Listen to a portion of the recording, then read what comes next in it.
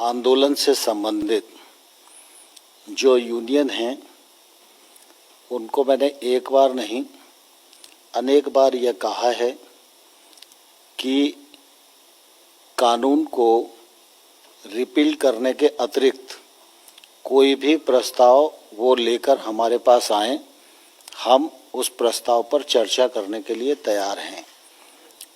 दूसरा, हमने हमेशा किसान आंदोलन के साथ संवेदनशील रवैया अख्तियार किया है। हमेशा किसानों का सम्मान मोदी सरकार के मन में है।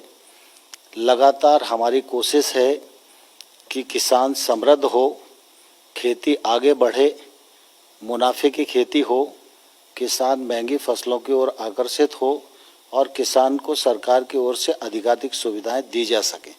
कृषि सुधार कानून भी इसी दिशा में भारत सरकार का एक महत्वपूर्ण कदम है और मैं समझता हूँ समय रहते किसान यूनियन को उसके महत्व को समझना चाहिए।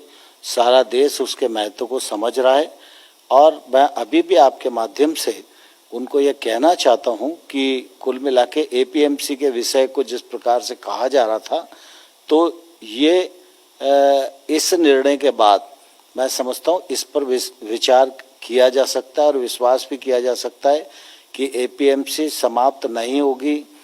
ऐसा कानून में कोई प्रावधान नहीं है।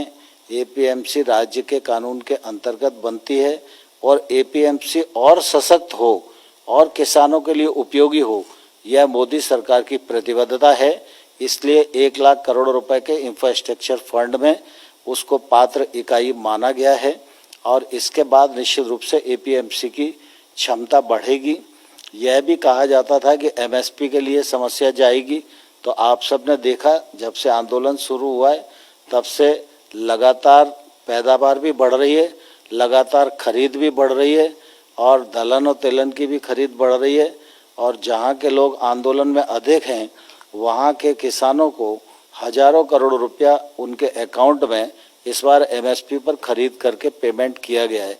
मैं आपके माध्यम से किसान यूनियन के नेताओं को यह अपील करना चाहता हूं कि वो गंभीरता से इन सब चीज़ों पर विचार करें, आंदोलन को समाप्त करें, चर्चा का माध्यम अपनाएं। सरकार चर्चा के लिए तैयार है।